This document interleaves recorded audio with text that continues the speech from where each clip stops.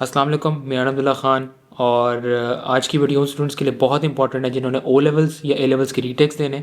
Also I forgot to mention, मेरा एक academics with Khan के नाम से पेज है इंस्टाग्राम के ऊपर। उधर हम ओ लेवल्स और ए लेवल्स के नोट्स और कुछ क्रैश कोर्सेज ऑफर करते हैं। So if you are interested in that, go follow me on that page. मेरा एक बहुत अच्छा दोस्त है फसीह रहमान।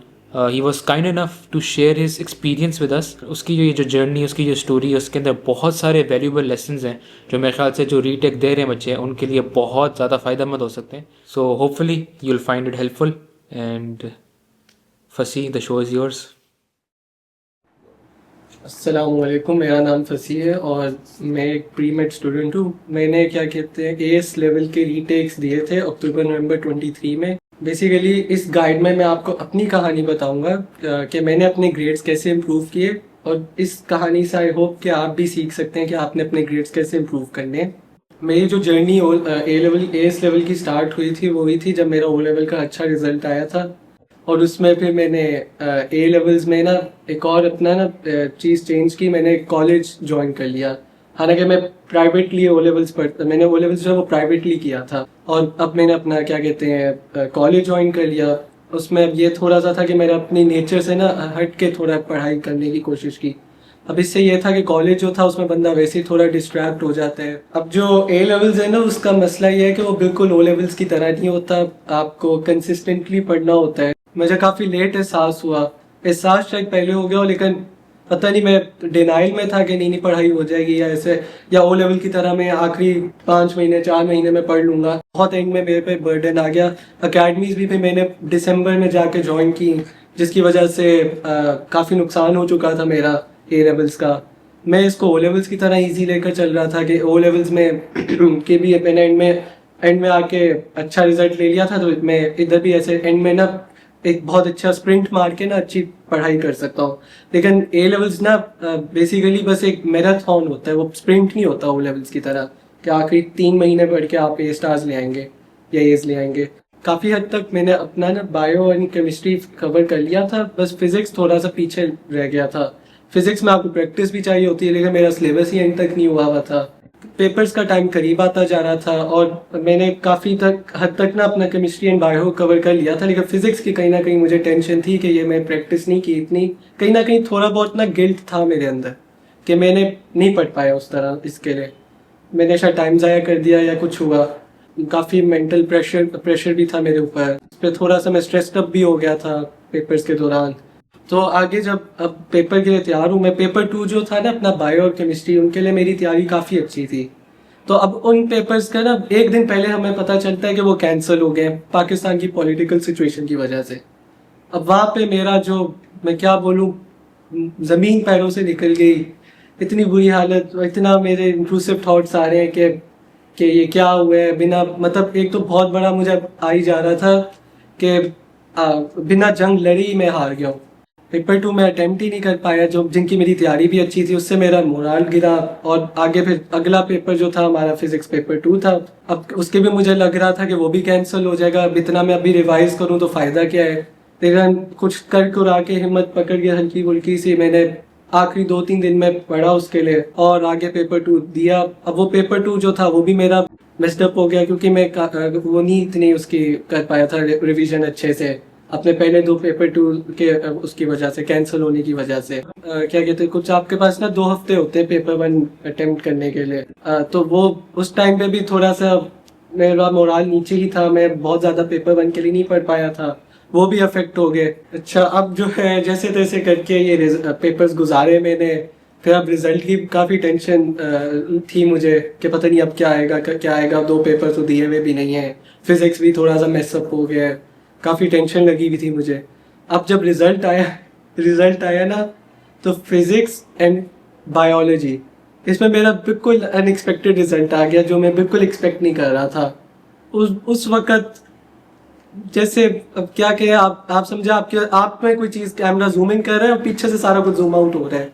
ये फीलिंग आई थी वो रिजल्ट देख के, और फुल में आंखें भर गई थी मेरे कि ये क्या हो गया भाई।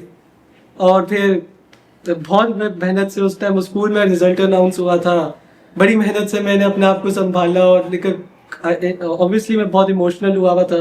मेरे दोस्त भी ये देख रहे थे और मुझे उस टाइम ना बस था कि मैं अकेला हो जाऊँ, मैं किसी के सामने मैंने नहीं आना, मैं बस कमरे में बंद करके ना रोता रहूँ, बस इतना मेरा दिल ना दुखी हो गया था। तो लेकिन अल्हम्दुलिल्लाह मेरे दोस्त काफ़ी सपोर्टिव हैं, वो मुझे ले गए कहीं खिलाने ताकि मूड अपलिफ्ट हो मेरा। लेकिन खैर मूड अपलिफ्ट उन बेचारों ने कोशिश तो की, लेकिन फिर जब घर पहुंचा फिर मैं दुखी हो गया कि यार ये कुछ मतलब मैं नम हो गया था। मेरे से ना अपना रिजल्ट में देख रहा था, मुझे मतलब यकीन ही नहीं आ रहा तो हुआ क्या मेरे साथ, मैं प्रोसेस नहीं कर पा रहा था। फिर अकेला थोड़ा टाइम गुजारा। अब एक और फीलिंग भी बड़ी आ रही थी मुझे कि इतना मेरे घर वाले मेरे लिए एजुकेशन पे क्या वो करते हैं, इन्वेस्ट करते हैं, इतनी उनने अपनी सेक्रीफाइसेस दिए मुझे पढ़ाने के लिए, और फिर मुझे ना थोड़ी डिसअपॉइंटमेंट वाली फीलिंग आ रही थी। ये नहीं आनी चाहिए, ये जो है ना इसने भी काफ़ी मुझे नीचे पकड़ के रखा हुआ था, इस फीलिंग ने काफ़ी। एक वो जो रिजल्ट वाली रात थी वो भी काफ़ी हॉन्टिंग सी, डॉन्टिंग नाइट कहेंगे, हॉन्टिंग नाइट कहेंगे। अजीब सी एक एंग्जाइटी सी हो रही थी यार, मैं फेलियर हूँ, मैं ये डिसअपॉइंटमेंट हूँ और इस तरह हूँ। बस मैं चाह रहा था वो रात ना मेरी मेमोरी से निकल जाए।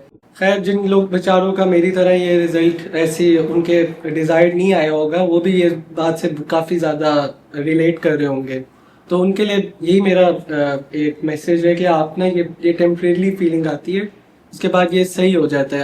आपको टेंशन लेने की जरूरत नहीं है। लॉन्ग रन में देखा जाए ना तो मुझे इस चीज़ की ज़रूरत भी थी, क्योंकि अब मैं देखता हूँ आगे ज़रूर ऐसे ये नहीं है कि आपकी ना एकेडमिक जर्नी जो है वो स्मूथ ही जाएगी।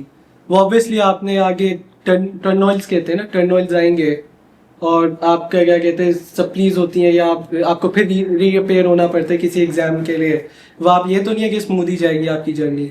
अब ये है कि अगर आपने एक दफ़ा इस टाइम अपने आप को कर लिया, आपने मेंटली प्रिपेयर कर लिया कि आप रीटेक्स दें, तो आगे आप आराम से रीअपेयर हो सकता, आगे आपके लिए ईजी होगा। आराम तो नहीं कहूँगा, लेकिन आपके लिए ईजी हो जाता है वही चीज़ दोबारा पढ़ना, या दोबारा से उस चीज़ को मेंटली उससे फाइट करना कि यार मैं दोबारा पेपर कर रहा हूँ, दोबारा ये कर रहा हूँ। ये तो है इससे। जब क्या कहते हैं मेरा रिजल्ट आया ना, तो उसकी वजह से मेरा थोड़ा सा मैं और साथ ना अपना एसएटी के लिए भी प्रिपेयर कर रहा था, डिजिटल सैट के लिए। तो उसमें मेरा ना दिमाग थोड़ा सा उधर से भी हट गया और मैं सिर्फ रिजल्ट पे ही सोच ही रहा था कि यार ये क्या हो गया, रिजल्ट कैसा आ गया। एक हफ्ता मैंने इस तरह सफ़र किया, लेकिन मैंने कहा कि नहीं, थोड़ा सा ना माइंड में अपना एसएटी की तरफ भी डाइवर्ट करूँ, कि मतलब किसी और गोल पे अपना अगले गोल पे फोकस करूँ। एक रिजल्ट पे मैं ना अपने दिमाग को एक रिजल्ट पे ना बंद करूँ। फिर क्या कहते हैं मैंने ये भी सोचा कि एक रिजल्ट मेरी पूरा फ्यूचर थोड़ी ना डिसाइड कर सकता है। एज अ स्टूडेंट मुझे बिल्कुल नहीं ये रिफ्लेक्ट करता कि एक ऐसा अजीब सा रिजल्ट आ गया। और एज अ मतलब मैंने ऑब्वियसली मेरे अगर किसी के अंदर मेहनत फाइटिंग स्पिरिट्स हैं, उसको पता है कि ये रिजल्ट उसे डिफाइन नहीं करता। ऑब्वियसली क्या कहते हैं हर किसी की फील्ड डिफरेंट होती है, तो आपने अपने फील्ड को देख के ना ये डिसाइड करना है कि आपने रीटेक्स देने भी हैं या नहीं देने। क्योंकि अब जैसे मेरी फील्ड मेडिकल है, मुझे ऑब्वियसली अपने ग्रेड्स इंप्रूव करना काफ़ी ज़रूरी था उसमें, वरना आपका एडमिशन एट स्टेक आ जाते हैं। अब कुछ फील्ड होती है उसमें आपके कुछ स्पेसिफिक सब्जेक्ट्स नहीं मैटर करते, या कुछ फील्ड्स होती है उनमें कोई भी सब्जेक्ट के ग्रेड्स इतने मैटर नहीं करते, एंट्री टेस्ट सबसे ज़्यादा, या आपके एक्स्ट्रा करिकुलर्स काफ़ी मैटर करते हैं। कुछ फील्ड्स होती हैं उसमें सिर्फ A2 के ग्रेड्स, या कुछ यूनिवर्सिटीज़ जो होती हैं वो सिर्फ आपके A2 के ग्रेड्स लेते हैं, कुछ सिर्फ आपके O लेवल्स के लेते हैं, तो या कुछ दोनों लेते हैं। मेरे कुछ दोस्त भी हैं इंजीनियरिंग के, उनके ना उनके केमिस्ट्री में भी ग्रेड थोड़ा सा मतलब नीचे था, तो उनने उसको ज़रूरी नहीं समझा कि हम इसको रीटेक दे के इम्प्रूव करें, क्योंकि उनके आगे फील्ड में वो काम ही नहीं आना था। अब जैसे वो मेरे इंजीनियरिंग के दोस्त हैं, वो अपनी डिज़ायर्ड यूनिवर्सिटीज़ में ही हैं माशाल्लाह अल्हम्दुलिल्लाह, क्योंकि उनका अब देखें वो ग्रेड तो मैटर नहीं किया ना, जिसमें उनका वो आ गया, कम ग्रेड आ गया। और आपने ना इससे ये सीखने को मिलता है कि आपने अपने रिस्क और रिवॉर्ड को खुद ही सोचना है। अगर आपको कोई भी नहीं ये बता सकता कि आपने रीटेक देना है या नहीं, ये थोड़ा रैशनल होकर आपको सोचना पड़ेगा। चलो मैंने तो डिसाइड कर लिया कि मैंने अब रीटेक देना है, लेकिन अब ये सोचना था कि मैंने कब देना है, अक्टूबर नवंबर में देना है, या मैंने बाकी अपने A2 के सब्जेक्ट्स के साथ AS के रीटेक्स मई जून में ही देने हैं 24 में। अब जो मैंने इस तरह इसको डिसाइड किया था कि मुझे अपने बारे में पता था, ये बहुत ज़रूरी है कि आपको अपने बारे में पता हो, आप किस तरह के स्टूडेंट हैं, आप किस तरह पढ़ते हैं, आपका पढ़ने का स्टाइल कैसा है। मेरा ये है कि मैं एक दफ़ा अगर एक स्प्रिंट मान लूँ ना, मैं ज़्यादा अच्छा परफॉर्म करता हूँ बजाय उसके कि मैं एक चीज को ना साथ साथ लेकर चलूं। जैसे अगर मैं मई जून में अपेयर करता अपने सब्जेक्ट्स के लिए, मुझे काफी काफी मतलब मेरे लिए थोड़ा सा फ्रस्ट्रेटिंग हो जाता कि यार अभी भी साथ साथ यही पुरानी चीजें पढ़ रहा हूँ, कंपेयर टू अगर मैं अक्टूबर नवंबर में दे देता अपने एएस के सब्जेक्ट जो जो एक ही स्प्रिंट में आपको एक ही गो में ना थोड़ा सा 2-3 महीने थोड़े से स्ट्रगल करके आपने पढ़ना होता है। मैंने फिर डिसाइड किया था अक्टूबर नवंबर में रीअपेयर होने के लिए, और इसके लिए मेरे ना दोस्तों ने, पेरेंट्स ने और मेरे रिस्पेक्टिव टीचर्स ने भी काफ़ी मुझे उनने भी मशवरे दिए थे, गाइड किया था कि ये करना चाहिए ये करना चाहिए। सबके मैंने प्रोज एंड कॉन्स देखे। ज़्यादा मुझे मेरे हिसाब से रीटेक अक्टूबर नवंबर में देने के लिए प्रोज ज़्यादा आउटवे कर रहे थे। ये बहुत ज़रूरी है कि आप अपने क्लोज वंस के ना मशवरा ज़रूर लें। और मेरा एक मसला ये भी था कि ये सारा कुछ चल रहा था A2 के दौरान। मेरा ये मसला था कि मैं कॉम्पोजिट देता, मई जून में अपेयर होता अपने एएस के सब्जेक्ट्स के साथ, तो वो मेरा उसमें पेपर वंस जो होते हैं वो जून में हो रहे होते हैं। लेकिन अगर आप सिर्फ A2 के लिए मई जून में अपेयर हो रहे हो तो आप मई के मिड में ही फारिग हो जाते हैं। अब मेरा MD कैट भी था और बाकी भी एंट्री टेस्ट थे, तो उससे ना ये भी मसला था कि मेरा जून तक की मैं सिर्फ कैम्ब्रिज में ही इंडल्ज रहता और मैं आगे अपने एंट्री टेस्ट पे इतना अच्छा फोकस ना कर पाता। एक और फायदा था मेरा अक्टूबर नवंबर में अपेयर होने का कि मेरा जो कॉन्सेप्ट्स थे ना एएस के वो फ्रेश थे। अभी वो कॉम्पोजिट देते देते तक मुझे लगता है कि वो थोड़े से रस्टी हो जाते। एक सबसे मुश्किल टास्क ये भी होता है कि आपको दोबारा अपनी वही एएस की किताबें निकालनी पड़ती हैं, वही अपने नोट्स निकालने पड़ते हैं, वो इतने ड्राने लग रहे होते हैं। तो अब आपको क्या कहते हैं, इसमें भी हिम्मत पकड़नी होती है कि यार ये फिर पढ़ना पड़ेगा। उसके लिए भी एक मेरे सर ने काफ़ी अच्छी टिप दी थी कि आपको जो है ना, अगर आप दोबारा एक ही चीज़ पढ़ रहे हैं एक ही चैप्टर पढ़ रहे हैं, पहले आप उसे बंद ही रखें और आप सोचें आपको उसमें क्या क्या आता है, आप सारा रिकॉल करें। और जब आपने रिकॉल कर लिया कि आपको ये चीज़ आती है, फिर आप देखें कि आप फिर वो चैप्टर खोलें और आप देखें कि उसमें आपको क्या चीज़ नहीं आती, फिर आपको उसको कहीं नोट डाउन कर लें, फिर वो आपको बहुत मुश्किल से भूलेगी। ये एक बहुत अच्छी टिप है, काम आई थी मेरे। अगस्त के एंड में मेरा SAT था और उसके बाद कोई मिड अक्टूबर में, मुझे एग्जैक्टली याद नहीं, मेरा सेशन शुरू हो गया था रीटेक का। तो मेरे पास इसमें दरमियान में सिर्फ 2 महीने थे, तो मैंने तैयारी की। उसके दरमियान में एक और बड़ा मसला चल रहा था उस वक्त, वर्ल्ड कप भी चल रहा था 23 क्रिकेट का। उसमें पाकिस्तान अफगानिस्तान से हार गया था, उसने भी काफी मोराल गिराया था मेरा। ये हुआ था बायो का पेपर 2 था, इससे पहले हारे थे हम अफगानिस्तान से। मैं इतना दुखी हुआ, मैंने कहा भाई माफ करो। याद है तुम लोग मिलने भी आए थे मेरे से और मैं ये यहाँ लगाया हुआ था मैच, तो मैं वहां पे, और मेरा मुझे इतना गुस्सा आया, मैं गुस्से में मैंने पेपर दिया था, पेपर 2 अल्हम्दुलिल्लाह अच्छा हो गया। लेकिन ये भी एक चीज़ है कि आपकी मुश्किलात आएंगी बीच में, इसको भी ख्याल रखना। केमिस्ट्री एंड बायोलॉजी मैंने थोड़ी देर के लिए छोड़ दी थी, उससे ब्रेक ले ली थी और मैं सिर्फ एएस पे कम्प्लीटली फोकस कर दिया था और सिर्फ A2 फिजिक्स जा रहा था। फिर और एंड में तो आखिरी 2 हफ्तों में पेपर से पहले तो मैंने फिजिक्स भी छोड़ दी थी और सिर्फ एएस पे फुल फोकस मेरा एएस पे आ गया था। अब इसमें यह है कि थोड़ा फ्रस्ट्रेटिंग टाइम होता है, इसमें आपको अल्लाह पे यकीन अच्छा होना चाहिए, मजबूत होना चाहिए। मुझे जब मैं गया ना पेपर सेंटर में जाके, तो मेरे अंदर काफ़ी कॉन्फिडेंस था कि मुझे ना ये चीज़ें आती हैं, मैंने हर चीज़ पढ़ी हुई है। तो एक ये चीज़ थी कि मैं इस तरह लग रहा था कि एक दफ़ा मैं गुजर चुका हूँ इस चीज़ से, इस एक्सपेक्ट से, अपने इस लाइफ के एक्सपेक्ट से मैं गुजर चुका हूँ। अच्छा हाँ, एक अब इसमें ये था कि फौरन ही मेरे पेपर्स हो गए थे। 15 नवंबर को एंड हुआ था मेरा आखिरी पेपर एएस रीटेक का। तो उसके बाद फिर मुझे फौरन ही A2 का पढ़ना शुरू कर दिया, कोई इसमें ब्रेक नहीं थी, सिर्फ कंटिन्यूस स्टडी रही है मेरी। अब ये जो नवंबर से लेकर 10 जनवरी तक का टाइम था ना, इसमें A2 के फिजिक्स और बायो पढ़ते हुए ना काफ़ी एक अनसर्टेनिटी थी मेरे दिमाग में कि ये फ़ायदा भी है पढ़ने का या नहीं। क्योंकि अगर खुदा ना खास्ता फिर एएस लेवल में ग्रेड्स ख़राब हो जाते, फिर मेरा A2 में फिर क्या ही मैं कर पाता उनको इम्प्रूव करने के लिए। तो ये काफ़ी, इसको भी चैलेंज करना, इससे भी फाइट करना काफ़ी मुश्किल हो रहा था। लेकिन फिर भी मैंने हिम्मत पकड़ी, अल्लाह पे यकीन रखा। और अब एक कोट है, मेरे दोस्त ने मुझे बताया था, वो काफ़ी काम आता है, अभी भी आता है, हिम्मत मर्द मदद खुदा। 10 जनवरी 2024 आ गया आखिरकार। और क्या कहते हैं, 10 बज रहे थे या 11 बज रहे थे, मेरा रिजल्ट आया। अल्हम्दुलिल्लाह मेरा डिज़ायर्ड रिजल्ट आ गया। मैं काफ़ी अल्लाह का शुक्र अदा किया और फाइनली मुझे लगा कि मेरे एफर्ट्स जो है वो पे ऑफ कर दिए हैं। तो अब इससे ना बहुत 2 चीज़ों का बड़ा फ़ायदा हुआ। एक, मुझे अपना पोटेंशियल का पता चला कि मैं कर सकता हूँ, आई कैन डू दिस, मैं कर सकता हूँ। और दूसरा मुझे ये पता चला कि अब मैं A2 में भी फाइट कर सकता हूँ और अच्छे ग्रेड्स ला सकता हूँ अपने A2 में, जो मेरे आगे मेडिकल करियर में काफ़ी काम आएगा। मेरे एंडिंग वर्ड्स यही होंगे कि ये टाइम ना इन द लॉन्ग रन आप देखें, इतना आप उस वक्त तो फ्रस्ट्रेटिंग लग रहा होता है, लेकिन आपको बाद में पता चलता है कि आपने कितना सीखा है इससे।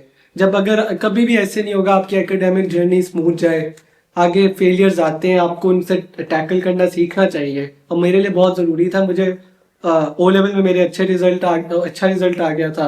एएस में मुझे धचका लगा, लेकिन आगे फिर मैं आगे जो मुझे थोड़े बहुत भी धचके मिले उनको मैं अच्छे से, या फेलियर्स आते रहे उनको मैं ज़्यादा बेहतर टैकल कर पाया इस एक फेलियर की वजह से। अब जरूरी नहीं है कि आपने हर किसी का रीटेक जो है वो इम्प्रूव ही हो, किसी कुछ का वही रहता है, या कुछ का बेचारों का डाउनग्रेड भी हो सकता है। लेकिन इसका एक फायदा जरूर हर किसी को होता है, वो ये है कि अगर एक दफा आपने रीटेक प्रोसेस से गुजर चुके हैं ना, तो उसके बाद आपको एक फाइटर स्पिरिट मिल जाती है कि आप कर सकते हैं, आप दोबारा एक चीज के लिए अपेयर हो सकते हैं। ये सबसे बड़ी बात तो यही है कि आप दोबारा आपने अपना दिमाग बनाए कि मुझे दोबारा ये चीजें पढ़नी पड़ी है। मेरे हिसाब से तो आप काफी मेंटली स्ट्रांग है इस मामले में। आई अंडरस्टैंड आप लोगों में से कुछ ओ लेवल से भी रीटेक कर रहे होंगे या ए लेवल से भी कर रहे होंगे। आई अंडरस्टैंड काफी टफ जर्नी होती है, बिलीव इट, मेरे से बेहतर कौन समझेगा, ये काफी टफ जर्नी होती है, लेकिन कर सकता है बंदा। लुकिंग बैक मुझे थोड़ा सा अब समझ आई है कि ये होना मेरे साथ बहुत ज़रूरी था, वरना उस वक्त तो आप होते हैं ऑब्वियसली आप सोच होते हैं यार ये क्या हो रहा है मेरे साथ, कितनी लाइफ इज सो अनफेयर, या इस तरह वो देखो सारे आगे निकल गए हैं और मैं पीछे दोबारा रीटेक्स दे रहा हूँ। लेकिन मुझे नहीं लगता इस तरह आपको उस वक्त सोचना चाहिए। मुझे पता है इंट्रूसिव थॉट्स आती हैं आपको, इन सबकॉन्शियसली बंदे के दिमाग में ये चीज़ें आ रही होती हैं, लेकिन मैं इन थॉट्स को एंटरटेन ना करें। आप देखिए आपकी अपनी जर्नी है, आप इससे बहुत कुछ सीखना है अपने आगे। आप एक क्या कहते हैं एक मतलब आप फेलियर से ना थोड़ा सा रिलक्टेंट हो जाते हैं, आपको फेलियर इतना फील नहीं होगा आगे, आपको बल्कि आपको लगेगा कि आपको एक लर्निंग अपॉर्चुनिटी मिल गई है। आप उसको सर पे नहीं बैठाएंगे या मेरे आगे थोड़ा बहुत अगर मुझे है कि थोड़ा बहुत छोटे मोटे फेलियर्स आए हैं, लेकिन मुझे वो इतने फील नहीं हुए जितना ये मुझे पहला एक ये फील हुआ था। So that was the video. Hopefully आप लोगों को इससे फ़ायदा हुआ होगा। मैंने तो ये साथ साथ इसकी जर्नी देखी भी है, so it's really inspiring. So once again thank you Fasil Rahman for taking out the time and sharing your experience with us. बाकी अल्लाह आपको कामयाब करे। आप लोग ज़रूर मेरे दोस्त फसील रहमान को फॉलो कीजिएगा, नीचे इसका इंस्टाग्राम लिंक होगा तो उसको ज़रूर फॉलो करें, show him some support. I think that's all from my side, और अपना ख्याल रखिएगा। इंशाल्लाह see you in the next video. Allah हाफिज़।